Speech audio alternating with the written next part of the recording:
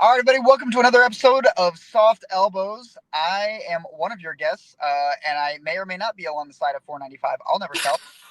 And your other guest is Abby Richards, and in the middle we have a two-time, two-time Masters national champion, a multi-time Masters record holder, and if I may say so myself, the nicest lifter in the DMV area. Beth Lamoreaux. Beth, how are you doing? I'm doing well. Actually, I like that title the most. I stand by it. I And agree. frankly, I'll fight anyone who wants to disagree with me on that. That's Yeah. for next episode, though, not this one. We don't have time for that. Okay, Um, Abby, we got a big meet coming up, but first, do we want to talk about the meet that just happened? Spring fling? Yeah, We fling the spring? we the spring has been flung, or whatever they say down in Virginia Beach. You were there running the mic the whole day. How'd that go? I thought it went pretty well. My voice was failing me by the end of the day, as it usually does, and like I have a hard time finding words towards the end of the day. So like I probably sounded real goofy for that last session. That Steve lifted in, by the way. I still have his medal. They gave me his medal to bring it back, and I haven't seen Steve since then. So yeah, I thought it went really well. I always have a good time on the mic, getting to show up for my friends who lift and bring a little more excitement to their sessions. And I did lift. That was fun. Mhm. I we also, as Abby documented, got to see that in fact Big Jake does lift. Who Big knew? Jake does lift. He lifted. I don't know if it was motivation with his son was there, or if it was solely out of spite for Steve. But Big Jake lifted. Mm. He lifted really well, Okay, actually. can I tell you guys something? I this was my first time. So we'll talk about this a little bit later in the show. The spring fling was done by entry total, so they didn't group people by weight class. They grouped people by just kind of where your entry total matched up with people in that range. And so by the end of the day, it was just like me and a bunch of guys who were strong. And Big Jake, I've never gotten to warm up with someone who of that size. And You mean he's big? the warm up that man did was insane. This may be a slight exaggeration, but in my mind, here's what happened. He like did some stuff with an empty barbell, and then he went like 70, 100, 130, and then like walked out onto the platform and like lifted 135 for his opener. It was crazy. Crazy. I know people who do this stuff, and like Yes, yes. it blows my It's mind it's every. it's crazy. Crazy. My vertebrae would splinter across the room if I attempted jump 100%, a hundred of percent. that, even proportionately. Like whatever those jumps would be for me, like no, I my think my my body, like, and I know, like, Big Jake and lifters who have a very similar warm up cadence to him. Their thing is, and my friend Taylor Harris, I mentioned her last week. She does this too. Um, they say, like, the less attempts, like, your body is less tired. But for me, like, yeah, sure, you're accumulating volume by taking more attempts and smaller jumps, but like I think my body likes the volume. Like I feel like I lift my best. I'm in my best shape when I'm in volume cycles. So like that that doesn't bother me as much as taking a big jump and my joints just not being ready for it. But that's just me. I don't think that's right or wrong. It's just my body is not accustomed to that style. it takes me no less than 20 minutes to will my body into a state in which it's going to move dynamically. So I just can't. I just can't. You You know. just it's Uh, okay. You can't even. no, I can't. But there was a couple. I think I'm sure someone on the internet will correct me if I'm wrong. I believe there are only two lifters from like the DC area that competed. It was me and Alex Black. Who's She did awesome. did. She powered all of her lifts, went 6 for 6. if I remember correctly, her last clean and jerk attempt was a power at like 92, which is wildly impressive. Mm-hmm. And then yeah, so 6 for 6 is always a good day. Big Jake did really well. He snatched 35, 40, and then jumped to 50 to Yep. a moderate challenge, I guess. And then made 75. Yeah, 75 was his last attempt. He went 3 slabs of beef and said, "I'm done." 175 was his second attempt, and Yeah. I guess had entertained the audience sufficiently and just decided not to do a sixth attempt, which I Yep. was from the audience, do 200, you wuss. But I guess that wasn't motivating enough to get him to, I don't know. So yeah, it was a good meet. It was a fun time. Yeah. Rachel Clemmer also did really well. I think she went 6 for 6 as well. She's one of the Virginia Beach homies down there. She's a really, really, really talented strong lifter. So it was nice to see her have a good meet. Re-qualified for nationals. And I want to point out there was another man, one of the masters lifters. He did like the split snatch and he he did the thing. He pointed to his elbow every time, and I went up to him afterwards and I was like, "What is your story?" Because one of my big pet peeves when talking about my elbow is when people are like, "What's wrong with it?" or like, "What's wrong with you?" I'm just like, "Come on, you couldn't have like asked that a little nicer." And so What's wrong with your elbow and what's wrong with you are two entirely different questions. yeah, all They're right. not might not be related. Oh, They are not very much not. definitively are not related. Anyway, The elbow just scratches the surface, truly. Um, no, but anyway, so I asked him his story, and like, he I kind of just sat there and listened to him talk about like his journey, and it literally same exact thing, like the arthritis and the lack of mobility, and I did this surgery and I had bone spurs and bone fragments stuck in my joint, and I was like, this is like talking to a mirror. I don't remember his name, but it was really cool to see him go out there and lift and have a good day, despite maybe some challenges going on with his elbow joint. And so the future is bright. have either of you ever attempted to split snatch? No. No, No. no.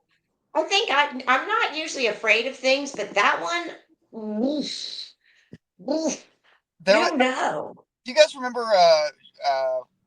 Oh, I I know her now as Maria Clyde. I don't actually remember what her maiden name is, but she went back before she was Maria Clyde. She was Maria something. Yikes! I'm so sorry. But she was a split snatcher for years, and it was just like she was qualifying for like nationals on a yearly basis, doing split snatches. It was wild. Very talented lifter, and I agree with Beth. I never had the courage to attempt that. That seems perilous. It's a Yeah. no for me.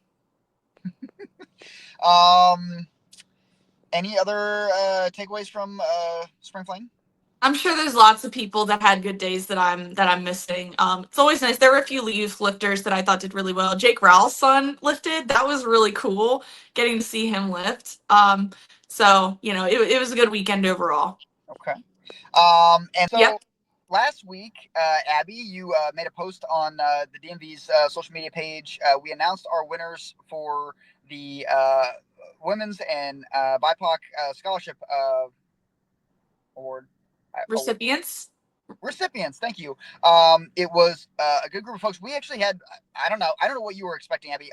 We got more applicants for that than I thought we were going to get. We did. And Steve pointed out when we were all reviewing the applications, there were a lot of like strength and conditioning coaches from Gallaudet University.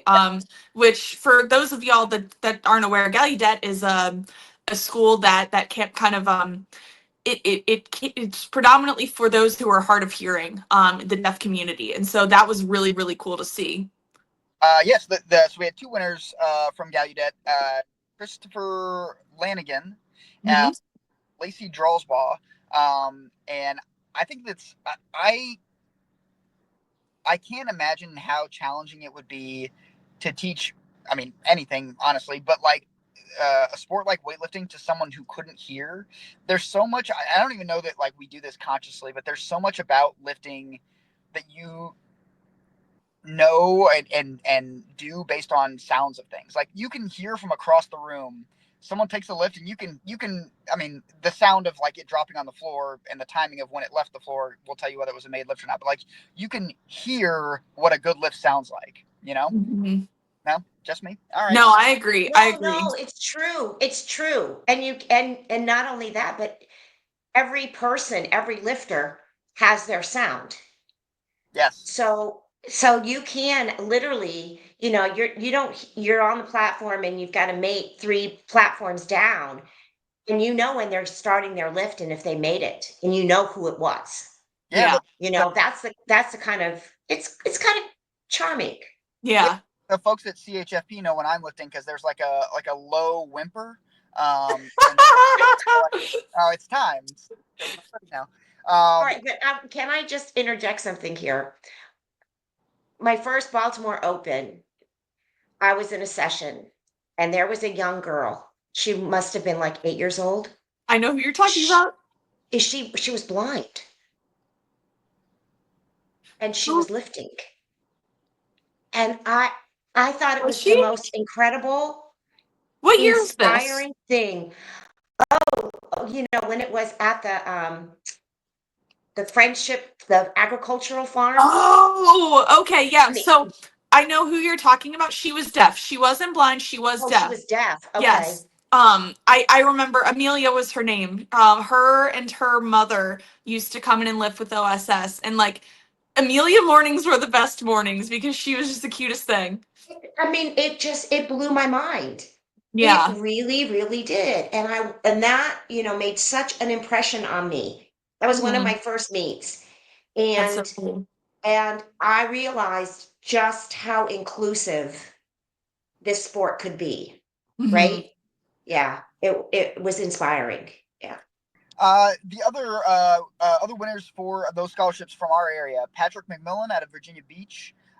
We had Kelly Wilson and Callie Kohler, and then we had a couple of Soft Elbows alumnus. Alumni. Alumni is plural. What is alumnus? Singular? Alumnus is singular. I want to be smarter. It's just so hard, you know. Anyway, those folks, Vic Freeze, who we love, and also Gwen and Winter Montgomery, who we've had on the show. So very happy for all those folks. And I'm I was excited for it this time around. I'm even more excited for it next year, given the interest that we had, and I'm hopeful that we will get a bunch of good applicants next year and be able to do this all again. Uh, Absolutely. what else do we have? We coming up this weekend. We've got Cap City, Cap City Open. A bunch of folks are going to be lifting at that. That's at Petworth Fitness in DC. If you don't have anything going on Sunday and you would like to volunteer, they would love for you guys to sign up to volunteer. You can load weights. You can weigh people in. You can be a marshal. That's kind of an intimidating role, but Abby will walk you through it. And or you could just show up and like support people, which is always fun. Um, Beth, you'll be there, yeah. Beth will be there. Woo! Abby, I'll be there. Abby will be there. The three of us will be there, probably in Wow. different roles. What a Uh, time. and CHFP, I don't know this for sure. I imagine the cutoff for this has already passed, but CHFP is hosting a female only level 1 and level 2 like combo course over 4 days, Thursday through Sunday. So that's going on locally as well.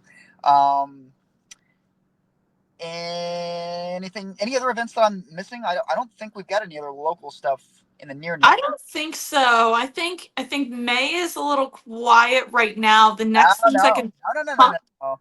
We got Lift PD. Well, That, yeah, I was getting there. I said May was pretty quiet, other than you cut me off. RVA is doing Lift PD, which benefits, as we talked about, people with Parkinson's disease. Emma Hoffman, our good friend and Soft Elbows alumnus, she has thrown her hat into the ring. only one person. She. Yeah, alumnus. Alumnus is singular. Oh, I mixed them up again. God. You did, and it's okay, but you did. Don't correct me like that. So Emma Hoffman will also be there. Also, what? Hold on. While we're on the topic of charities, where did the Ice Bucket Challenge come from this time? It came back. Brian wants me to do an ice bucket. where did this come from? I don't know, but we should have planned ahead and done this on the show. That would have been great. No, No, I don't want to do that. you have to now. The internet says you have to. I know, and He typed your name into Instagram, and so the Ooh. ultimate authority, truly. Ooh.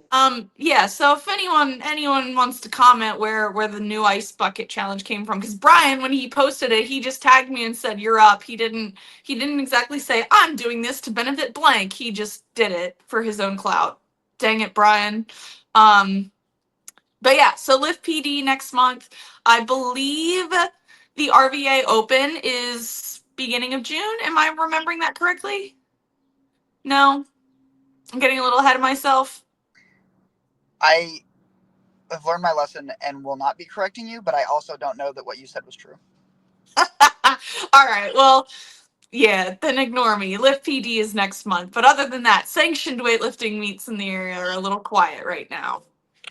All right. So, do you want to now revisit some of your recent polls in the WSO DMV page? Yeah, sure. So we did bring the polls back after a brief sabbatical.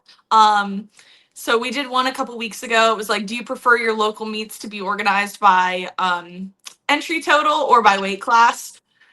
I was kind of surprised how like close this was because Abby the athlete cannot stand meets, local meets that are organized by weight class. I would much rather it be by total. What is the version of Abby that would prefer them organized by weight class? Abby, who is helping organize WSO championships, which last year we organized by weight class. So, I mean, seriously, as an event organizer, you think it's easier to do it by weight class?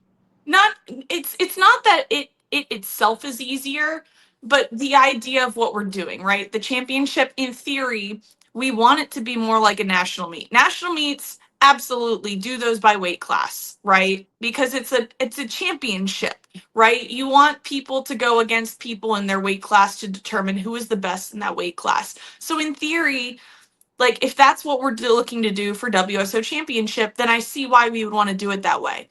However, in practice, it gets a little goofy when you try to do it that way and you have 49s lifting with 55s, 59s, and 64s, right? That's a little, it's kind of goofy.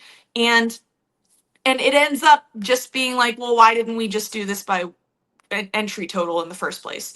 The only class I think we filled out like in entirety at WSO last year from a weight class standpoint was the 71s, which was the session I lifted in. And I think that's, to me, the biggest argument from a, if we're talking like local weightlifting meets, whether it's a Sure. championship event or not, it only makes sense to me to do it by entry total. Because whereas at a national meet, you've got, you know, hundreds, thousands of people coming together, and you can more like the pool of people to draw from is bigger, right? So you're more likely to get people in the same weight class who are of the same skill level and can lift similar weights. Right. So the difference is negligible, right? But at a local meet, you're drawing from a smaller pool of athletes, and the experience disparity is larger. The skill disparity can be larger, and I I'm just not convinced that it's a better experience for any role that I can think of to do it by weight class. Uh, Sure.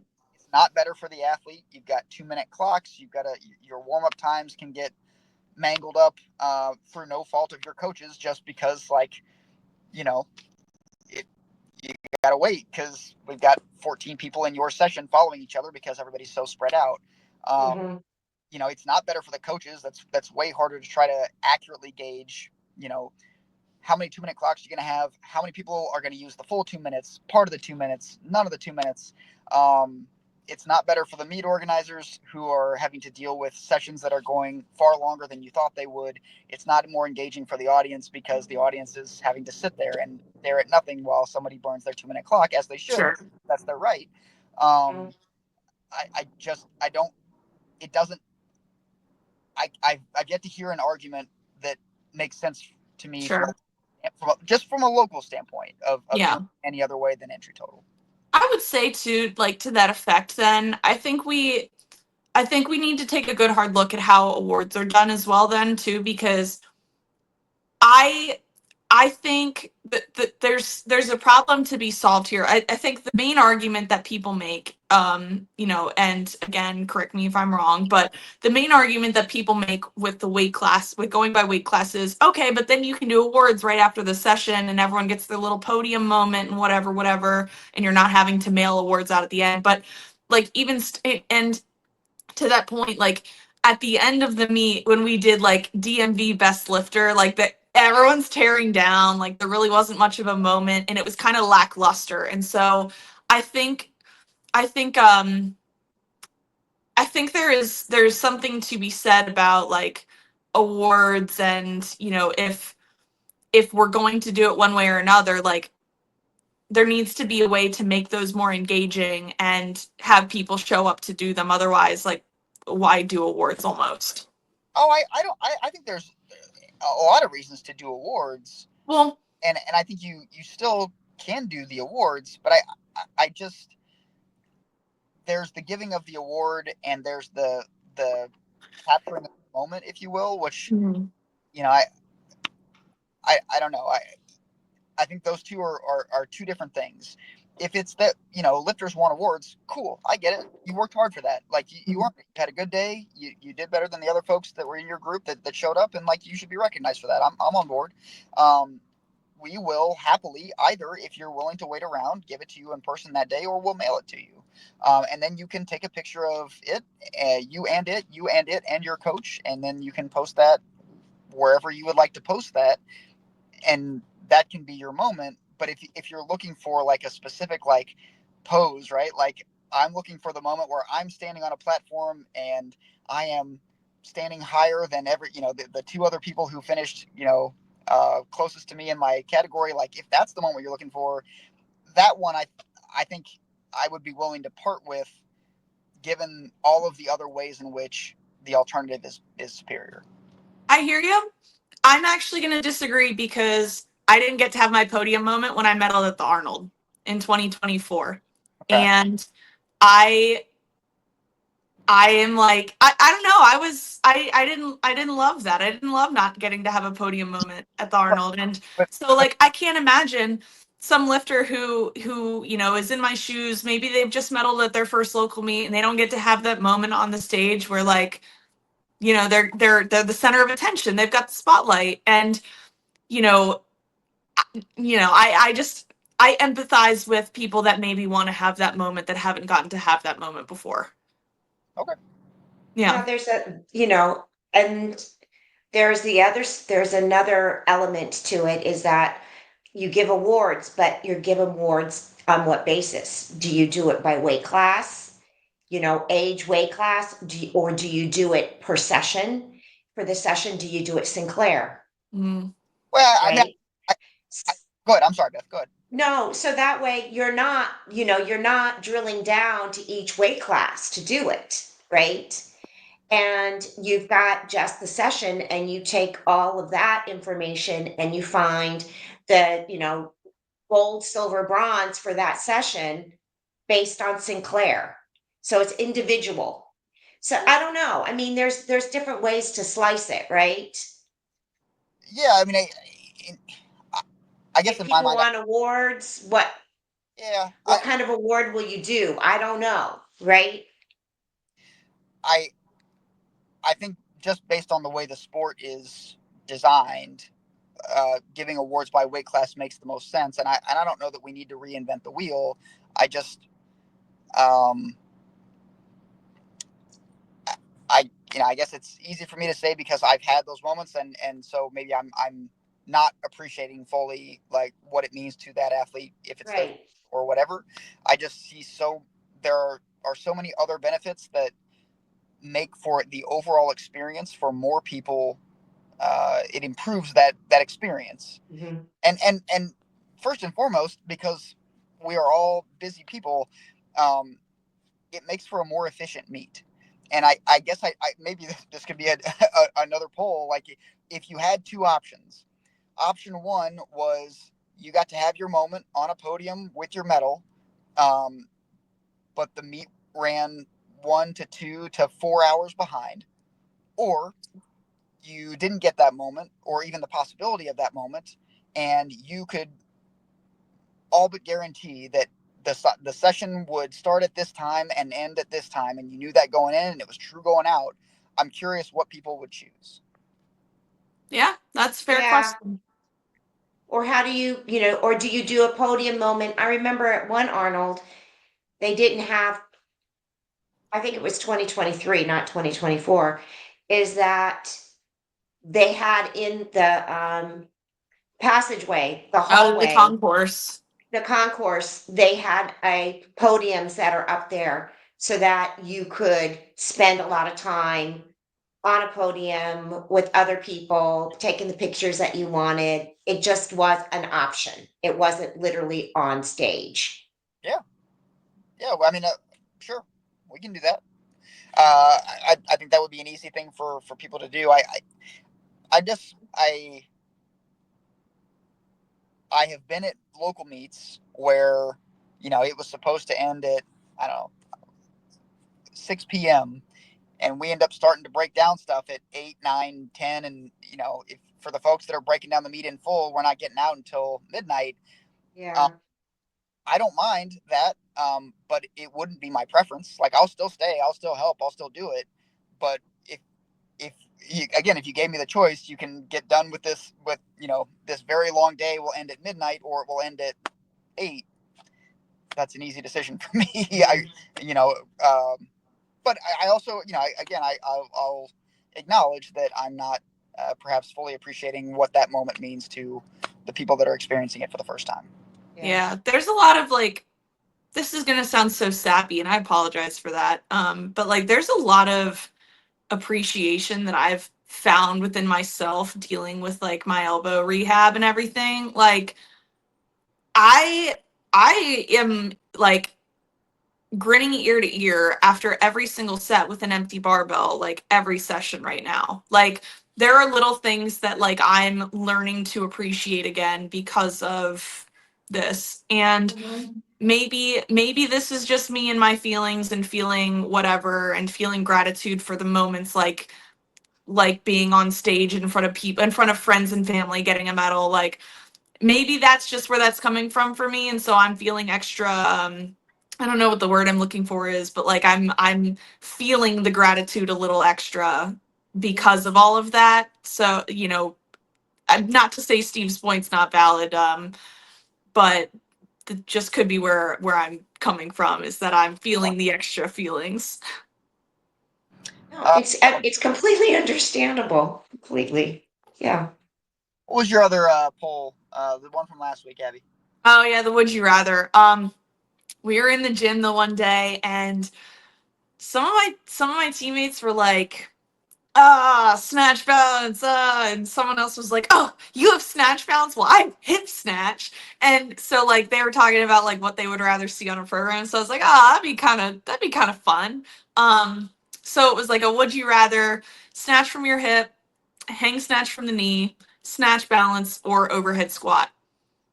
So everyone knows my opinion now if you follow the Instagram, because that's what I've started doing. But Steve, what would you rather do of all those four options?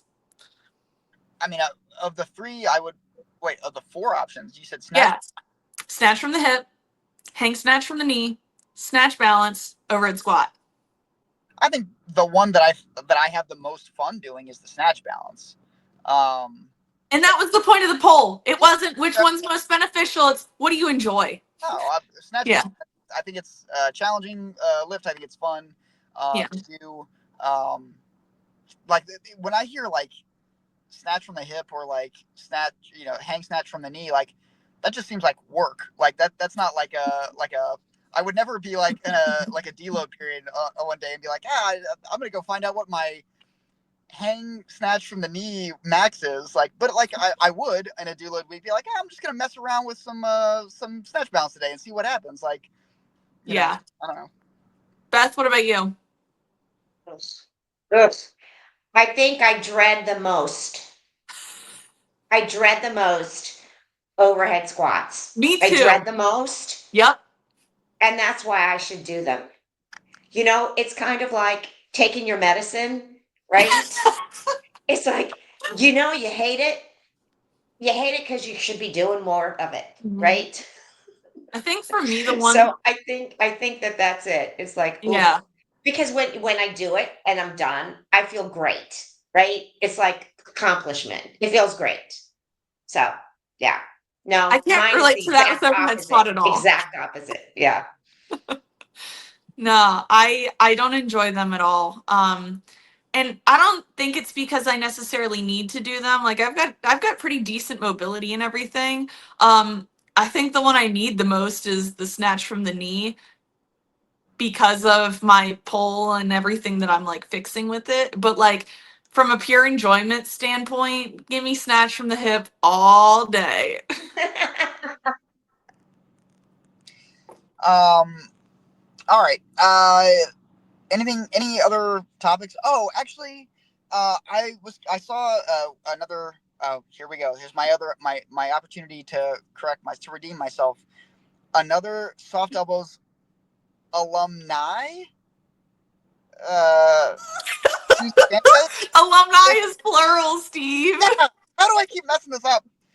All right, alumnus. Susan Sanchez Wait, is wait, soft wait. elbows. Here, I have a way for you to remember this. Oh no. It's opposite, right? Because when you think of us, it's multiple people, but Right. it's the opposite. And when you think of I, you think of one person, but it's the opposite. So just think the opposite of how the word ends. Your teaching strategy is to tell me to think. All right. Anyway, Susan Sanchez, who's a person we all know, maybe because she's appeared on the show, and maybe because we just, know about weightlifting. Anyway, she did another one of her weightlifting icks, and it was the first one I think that she's done that I didn't immediately agree with, and I still don't know that I agree with it. But I'm curious what you guys think. So her most recent ick was um, coaches who, if I understood it correctly, like coaches who like react exuberantly when their lifters make a big lift on the platform. And her Mhm. point was the coaches need to calm down because it's not about that moment isn't their moment, it's the athlete's moment. And like on the extreme end of the spectrum, I certainly agree with that, right? Like I don't necessarily need to see coaches like doing cartwheels and I think Susie mentioned like a coach like falling to the floor and things like that. Like on the extreme, I think that that's probably a fair statement. But I'm all about coaches getting excited for their lifters making lifts, and I also kind of disagree that it's not their moment. Like it is. It can like two things can be true at once, because the athlete for sure put a ton of work into whatever lift that was, making it, feeling it, all that stuff.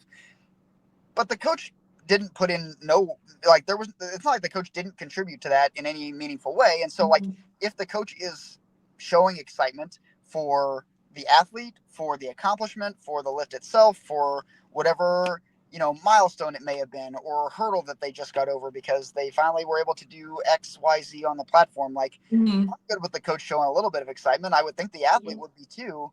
But I'm curious what you all think on that. I'm in agreement with Steve on this one. Well, so actually, let me clarify.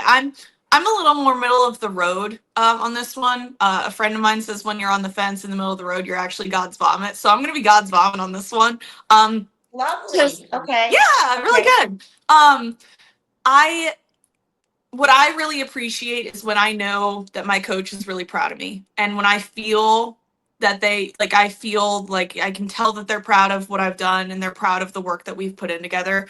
And I don't necessarily need a big reaction for that.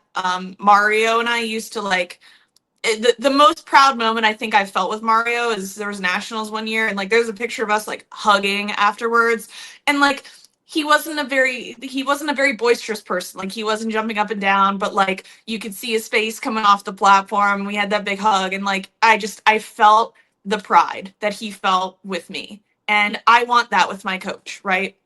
But I don't have a problem with other coaches who express that pride in ways like Steve's talking about, where they're jumping up and down, they're yelling, they're excited.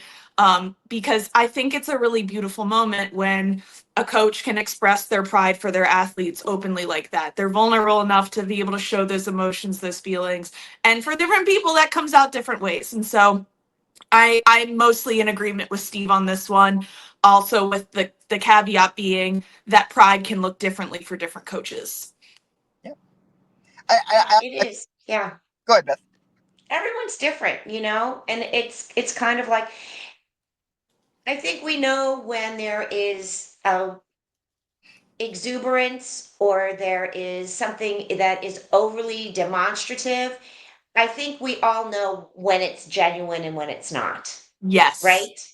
Bingo. So these are individuals, many of these people, we don't even know who they are. We don't have a relationship with them. They're just being whatever, themselves. But if it's elation, that's great. What I have problems with are you've seen coaches that berate, Ooh, right? really? That is the icky moment. You've You seen know, that? You yeah. don't have to name names. We're not name dropping here. No, I That's not. have seen, You have to I name. have Tell us right seen, now. I have seen some pretty, let's just put it, unattractive things that have That's happened. really All right. that's really disappointing. Here's how That we'll is very disappointing. Beth. Where What does you the can, coach's you name you rhyme can. with? I'm sorry. What, Steve? What does the coach's name rhyme with? That would have possible possibility. Steve wants to go fight them. No, I just want to know. I just want to. Drama, drama, drama. No, I mean, you see that. I've seen on meets where it's sometimes, like sometimes athletes need, a little encouragement or, slapping or pulling of the ears or, whatever you want to call it. I've s- I've seen I've seen coaches slap their athletes. They take it a little far. like Take a a like little a far. non-consensual slap. Pardon me? Like a non-consensual slap. No, I think it was Oh, consensual. all right. I mean, listen. Like if that's what the I athlete. mean, but I don't know. Like, I mean, it's one thing when it's consensual. It's another when you see it. It's not, oh God, I shouldn't be just saying this, but it was a slap to the face. It wasn't a slap to the back. yeah, It was a wonk, and that was like, whoa, that was really weird. But you don't know, right? So I suppose if it's for me, if it's joyful or it's great. But if you get negative vibes, that something just seems to be so mm, negative, that that that's disturbing. yeah, and I think the reason why I'm willing to give coaches a little bit of a little bit more grace than I otherwise would in this particular realm is we have to trust that the coach knows what that athlete needs, right? So Yes. like if the coach and the athlete have worked together for X amount of time and the athlete really responds well to a coach remaining calm, then I would hope that the coach would, despite whatever their natural inclinations were, would do what the athlete needs and be calm. And Yeah. their athlete has either explicitly or implicitly signal to them that like they really feed off of the coach getting excited, then again, whether the coach is a naturally calm person or not, I would hope that they would do Yeah. what their athlete needs and get excited and yell or jump or whatever. Like, and Mhm. I suppose provided that it had been discussed in advance and everybody was on board with it, if the athlete needed to be slapped, and like, Yeah. you know, I I mean, and that's the whole thing. I I mean, don't it know. was my my reaction to it, but I Right. actually gave it space, right? I Yeah. said, Yeah. okay, I think I because it coach, I hope, this is what we hope. Coaches coach their athletes. and I think most times, hopefully all times, we will be able to judge based on the reaction of the athlete whether that was an okay thing or not, right? Like I, Yeah. man, what a what a path we went down there, Beth. Oh Thank you yeah, we sure for did. Oops, the oops. possibility that Abby and I had never considered, like physical violence, consensual physical violence being like a Backstroking, backstroke, backstroke, backstroke. um uh any other thoughts on this topic? Nah, I think All we right. agree on this one. Well, let's Yeah, dive I in. think we agree. Let's dive into our special guest today, Beth Lamoreaux. Beth, we were talking on the phone earlier this week in preparation for this episode, and I was trying to find a delicate way of calling you one of our area's more experienced lifters, but that really wasn't what I was trying to articulate. And I believe the this was one of our more mature. Uh, Okay. Honey, do not there is no mincing of words, okay? yeah. I'm old. Okay. You're Well, better for you to say it. older. All right. As one of our area's older lifters, I thought it would be cool to bring you on and kind of give your perspective because almost everything outside of like the lifts you have to do is probably different than it is for athletes in their 20s, athletes in their 30s, both from a preparation standpoint, from a recovery standpoint. And I wanted some of your thoughts on how you approach the sport, both from a physical standpoint and mentally, and kind of give that perspective. Do you have thoughts on that, or do you just kind of do it because that's the sport and that's what you like to do? No, I mean, I have, there's one thing I'm very, what is it? Purposeful. Okay. I know, I'm very, I know what I'm doing, and well, intentional. Okay, Okay. that's the word. I'm very intentional about everything. Um, I think that the challenges that are posed to all athletes in this sport they're high challenges, right? Because and this is a Greg Everett thing, okay? I don't know, maybe like a year ago or so, he posted on something. He said, "No, what are your intentions with this sport? It's demanding." Okay. Do you identify yourself? And he was being there's no judgment with words that he uses. Are you going to train are you going to train as an athlete for this sport? Or are you using this sport as a form of exercise? Because those are two different mindsets, and there are also two different ways to which you execute your intentions with the sport. So I came into the sport very, very late. And I realized at the very beginning that I really wanted to do my best to the best of my abilities. And I had the time and the interest to be able to do that. So with that is the intentionality of I train. I'm serious about my training. I started out 5 days a week. I went to 4 days a week. I eat properly. I fuel properly. I rest properly. And I do all the stuff outside of it properly. I go to physical therapy regularly. I get massages regularly. I do things for my spine health regularly. It to me, it was like it was a full on commitment. So with that, I think it is similar to everyone else. Like Abby was telling me what she was doing today, and then she's meal prepping, because that's what you need to do. There are certain there are certain things with the sport that you must do in order to be successful, and you need to make that commitment. So for me, that commitment was non-negotiable. That's what I'm going to do. And for me, it was a lot easier because I'm retired. I have the time to do this, right? So that in and of itself is huge. How old were you when you got into the sport? I was 58 years old when I got into the sport. You Okay. go, girl.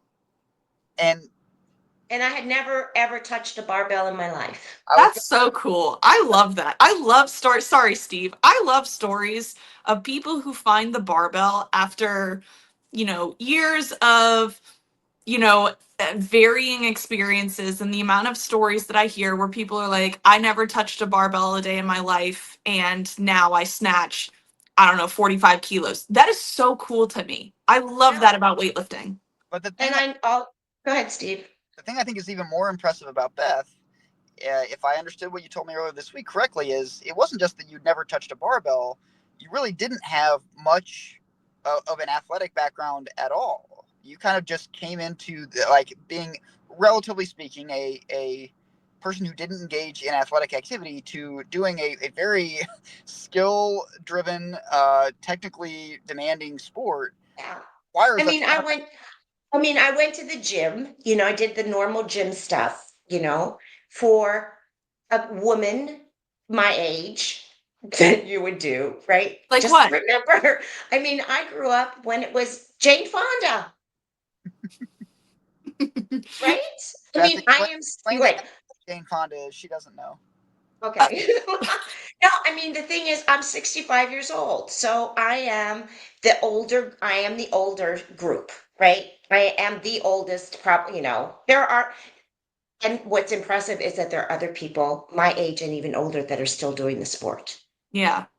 Okay. So that is inspirational for me that you can do these things. So, with that, yes, no background, have no, whoa, let's just see where this thing goes, and I still consider it this grand experiment because I don't have a background of things that I used to do that Mhm. I would refer to. I'm liberated of that. Okay, so that is liberating because Yeah. I don't have, oh, when I was younger, I used to be able to do X, Y, and Z. I don't have any of that, which is Right. nice. You're Um, cool and you're doing the stuff now. Like, that's right, awesome. I'm doing this stuff now. Now, the other thing too is, which is probably very different, is that you guys were joking. Steve, you're saying, 20 minutes. I need 20 minutes on the bar before I can even just, start moving. Honey, this is 40 minutes at the minimum. At the minimum. The joke was when I was at DCW is that, oh, we have to share bars. Well, we share a bar with Kiara Oh. because by the time she's done lifting, I am ready to start lifting. Right? So that's so you take up a long time. You get older, you have to do that hygiene. You've got to warm up. You've got to be intentional. You can't rush through it. You're done. I just don't go in the car and go home. I've got to, stretch out. I've got to cool down. I've got to do Yep. all those things because if I don't do them, I don't, I, the next day is not going to be good. Right. Your body's going to say absolutely not, and then you don't get to do the thing that you love. That's really Right. cool. Like the And amount of discipline and commitment that it takes to, be able to do all of that just for the sole purpose of I get to go to the gym the next day. Like I really appreciate that you take the time to do it properly. That's cool. yeah, and because I have to, Right. it's kind of like you got to, in the sport you pay the piggy bank. Mhm. If you don't pay the piggy bank, you're just gonna one day you're gonna go there and you have nothing for you. There's no Kicking the money. can. Yeah, Right yeah, here. right there. Right here. It's all that kind of stuff, So Outside of the like the physical preparation and the physical execution of the stuff that you had to learn and have to do, um, I know that you didn't necessarily come from an athletic background, but even when you were younger, did you consider yourself to be a competitive person? You don't necessarily have to do athletic things to be competitive. Like, so so you also went from not being a competitive person to now. I mean, you compete regularly. I mean, as we mentioned, you are a multi-time national champion. That it's one thing. I think this is part of what you were referencing when you talked about what Greg Everett said. Like, it's one thing to just do the sport as like a hobby, a thing to stay active, but like it's another thing to like go out on a platform in front of an audience and have to make lifts, or you don't get to do things like, win medals and call yourself a champion. How is that I transition? know, but the thing is, I don't like competing. What? I don't. Someone who It's competes not, as regularly as you do, Beth, you like. Tell me more about that. it's kind of like it's a little bit of being an obstinate person too, okay? It's like, do I like the idea that this is a weight that a weight class sport that I'm going to have to get on a scale to weigh myself? Do I really like that? No. Do I really like wearing a singlet? I don't even like wearing a bathing suit. No, I don't like that. But it is part of the sport. And if you're going to strive to be the best that you possibly can, all of those things come as a package deal. I can't, I wouldn't want to just cherry pick. Oh, I don't Mhm. like this, or I don't like that, or I'm not going to That's do cool. this. I'm not going to do. No, if you're going to do it right, and if you're going to make a commitment to do it, the sport in the way that it is, you have a training schedule, you try to peak, you do these things, you're deliberate of the meets that you pick. It's all part and parcel of the whole experience. So I'm one of those really strange people that my favorite thing is to train. I love to train. I look forward to training. I love the process. It's monotonous. It can be monotonous. It's a grind. I don't care. I'm willing to do it, right? But getting on that platform it's a little terrifying for me. And I really liked the previous episode where you were talking about a sports psychologist. Yeah, with Okay. Abby. I had a meet which was horrible. It was terrible. It was awful for me. And I Mhm. went, I need to do something about this because I'm going to push myself to get on a platform, but I am uncomfortable. I don't like it.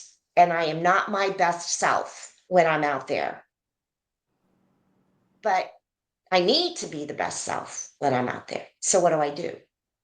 So I took a little seminar that Power and Grace was doing online a couple of years ago. And then I reached out to the person who was doing it. And I said, I'd like to have a couple more sessions, private sessions. Could you do it for me? And that 2 sessions I did with that man was a game changer. It Were was a game changer.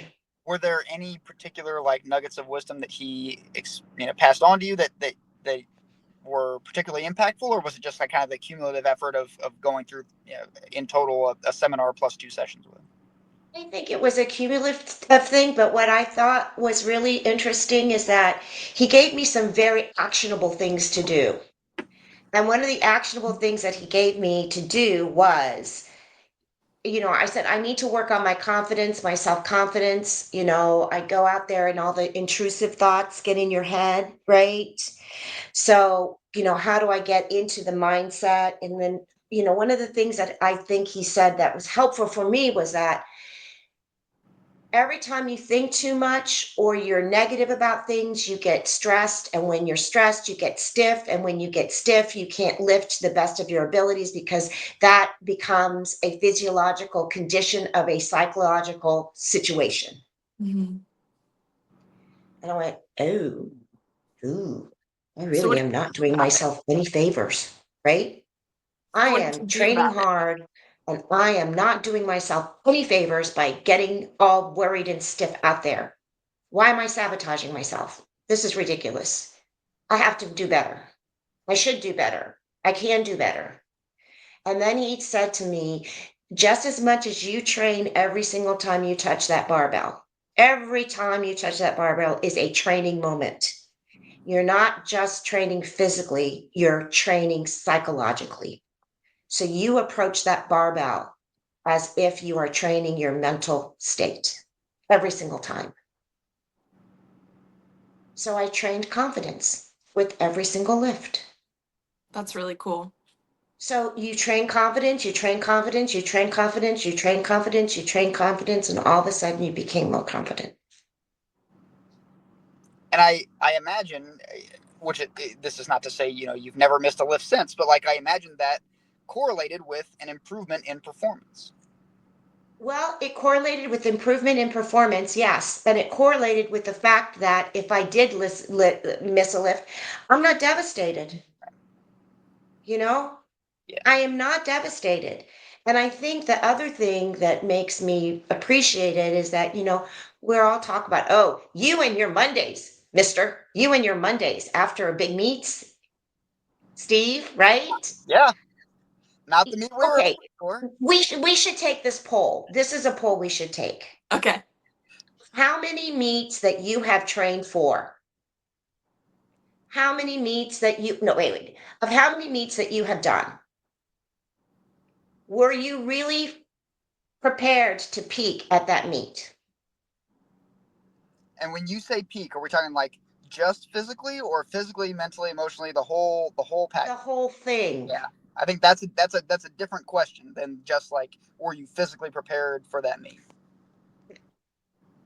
Or you can break it down because the point of it is, especially for a master's lifter, there's always going to be a tweak.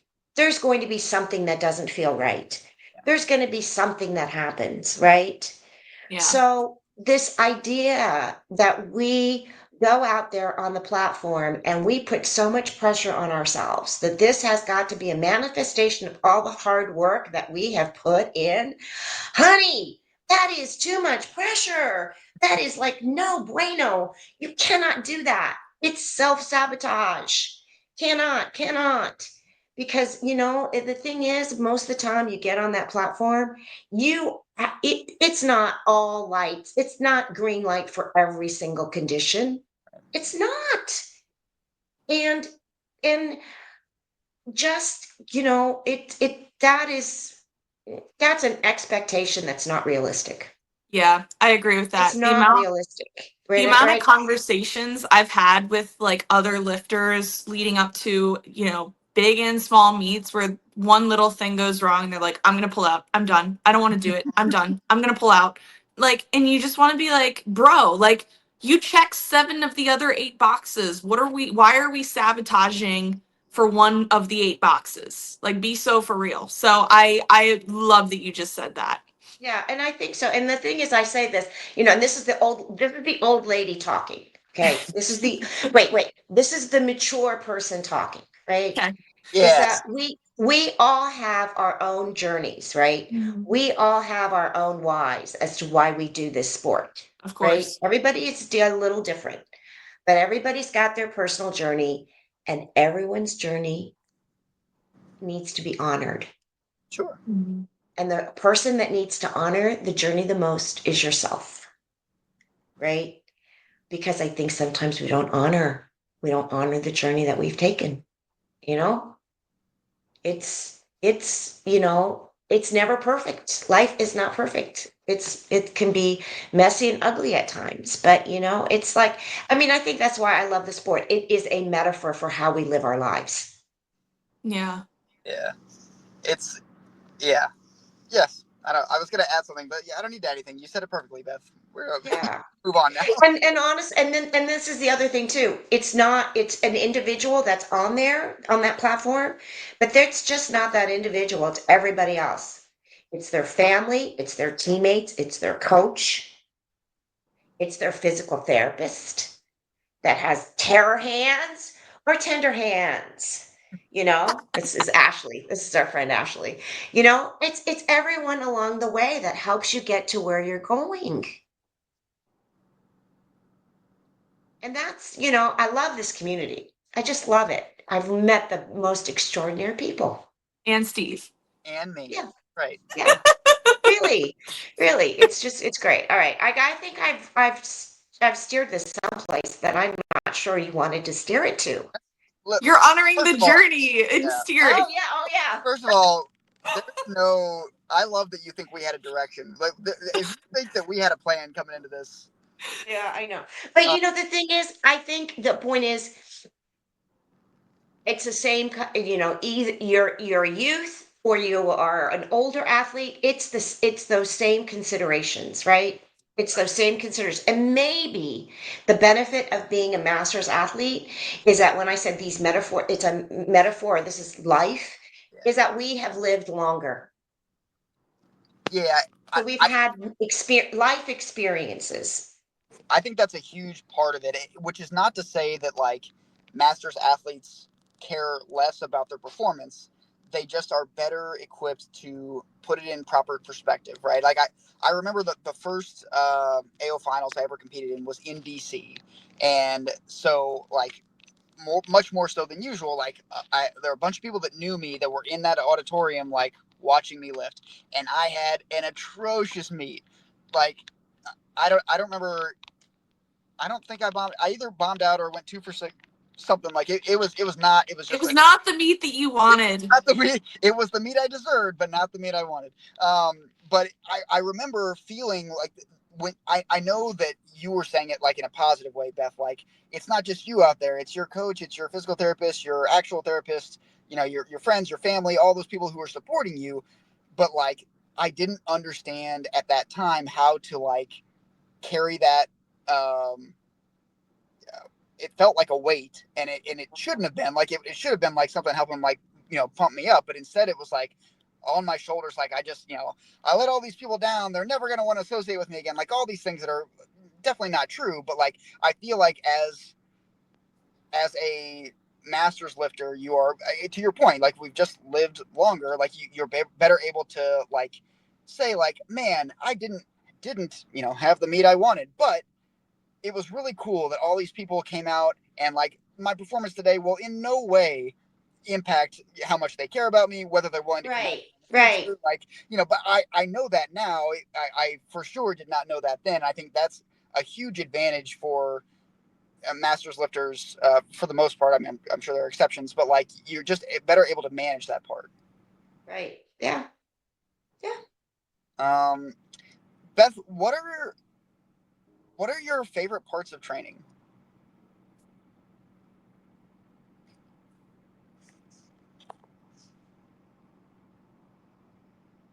That's an interesting question. Um, my favorite parts of training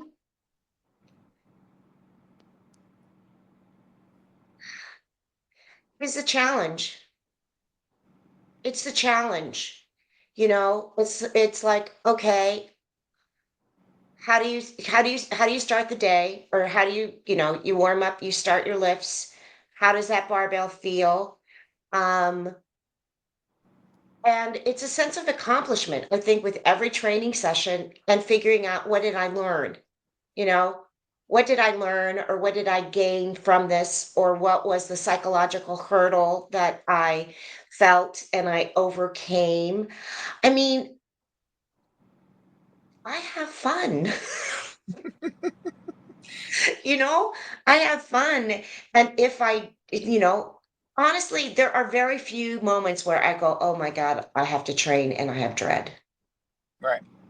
I You think know, I think one of the things that I've kind of gathered about you, Beth, and something that I can relate to, you are a competitive person, but you're not competitive in a sense that you want to be better than me or Steve or anybody else. You want to be better than you. And that's where yes, you're competitive. And I feel that. yes, I feel that on that level so hard. Like I definitely have grown into that person myself. And so that's probably why you enjoy training so much, is it is the opportunity for you at its purest form to compete with yourself. And I yes, love that. yes. No, you're right. I am competitive with myself. It's because I feel like I want to stretch. You know, what am Yeah. I capable? And it's, you know, it's just not with weightlifting. It's kind of like, what am I capable of? Right.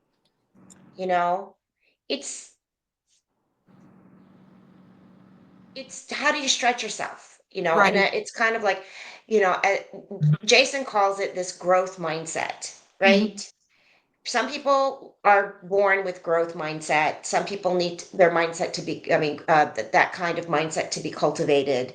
Others need encouragement. People just need to see it happen and just say, oh, is that for me or not for me or whatnot.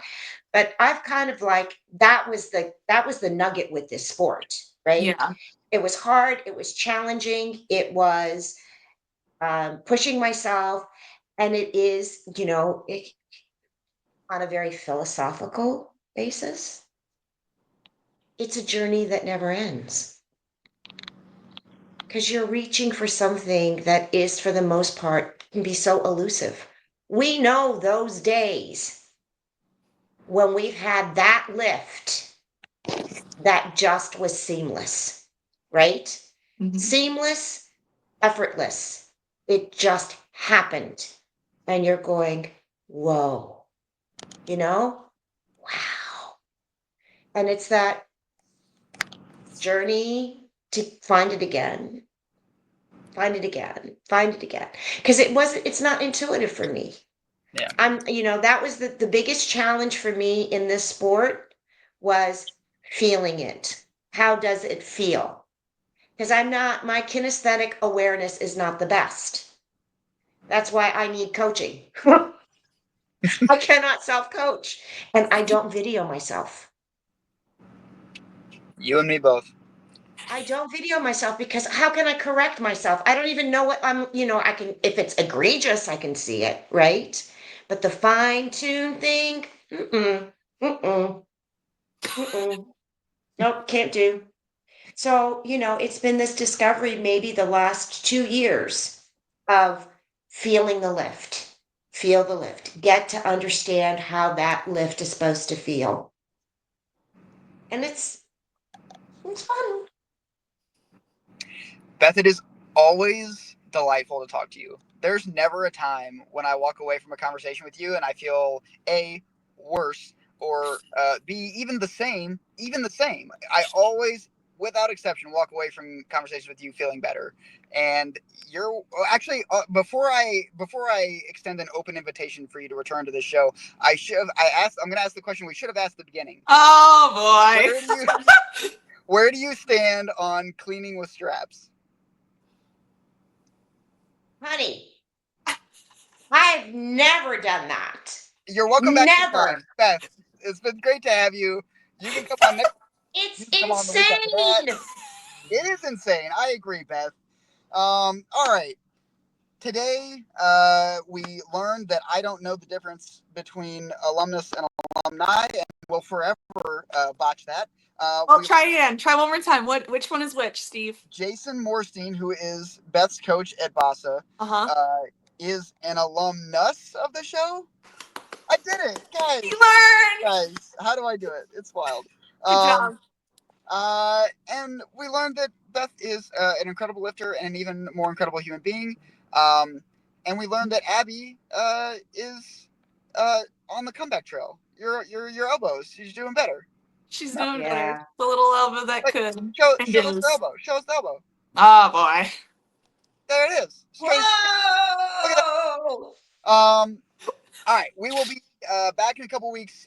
We'll be recapping Cap City. We'll be looking forward to Lift PD.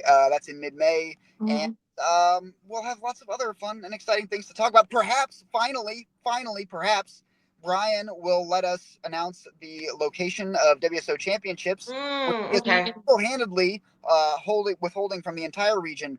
Please file all your complaints directly with him. It's all his fault. Beth, You any could party? say Yes. you could I say do that we are want to say, recap citying. all right. I do want to say something Okay. as the more mature person. In all seriousness, what you guys do is amazing. Honestly, thank you very much. So I want to personally thank you for being such great conduits of information and communication for our WSO, the DMV. You guys have really taken it to new heights. You are very much appreciated, not just by myself, but by others. And I know this. So thank you. Thank you. Thank you. Thank you. And everybody have a good couple weeks. We'll see you 2 weeks Yes, next week. from. See ya. Thank you.